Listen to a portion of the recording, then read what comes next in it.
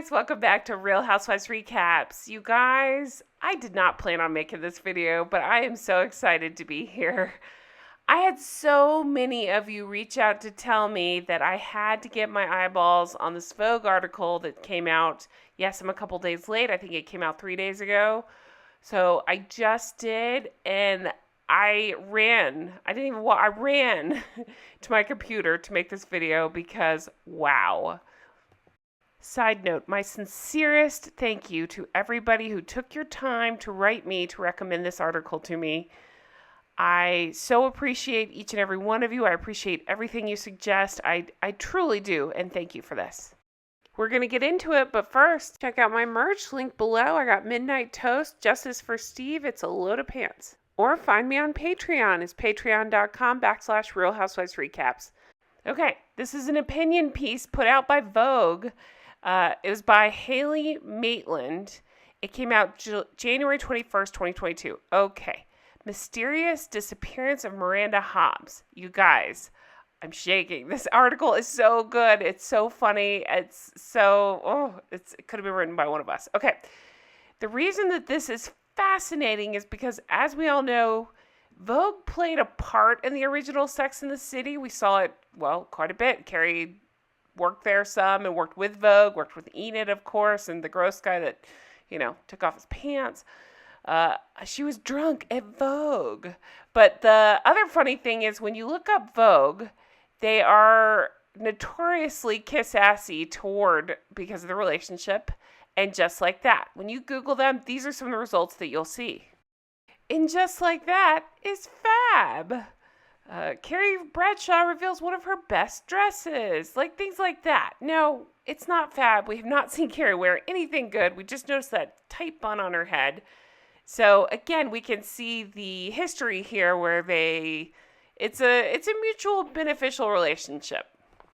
Then this article comes out, and you guys, it is fabulous. I'm going to read you some of my favorite parts, but I do encourage you to go back and read it. It's so good, so funny. Thank you all again who recommended it. Okay, so this is the very first paragraph of the article.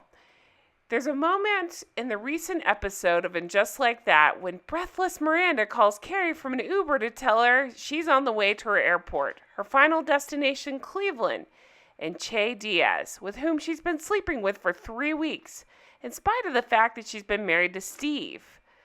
And then it's just so, it's everything that we know. It's so well written. So she brings up oh my God, I'm in a rom-com, Carrie.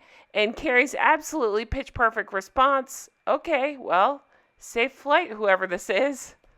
What in the name of Sleepless in Seattle has happened to Miranda Hobbes?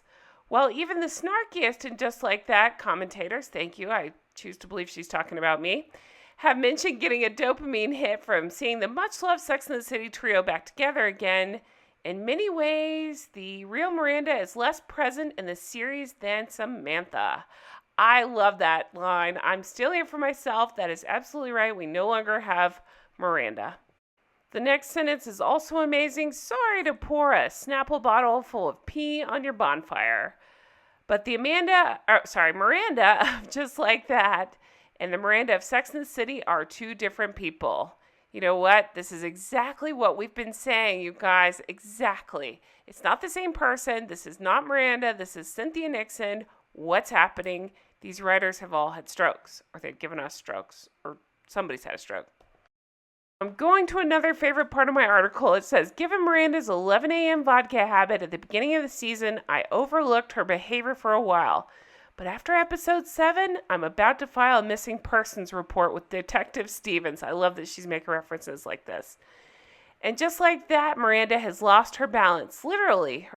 Her attempt to sneak away from Che's set, comedy concert, in 2 high heels this week resembled nothing so much as a baby wildebeest trying to stand up for the first time. And she's sober now. So the writer also brings up that she's basically fallen in love with Che after 3 orgasms, and Miranda is somebody who places her trust exclusively in her Palm Pilot, and who broke down the exact minutes Steve would be allowed to co-parent baby Brady in a notarized document.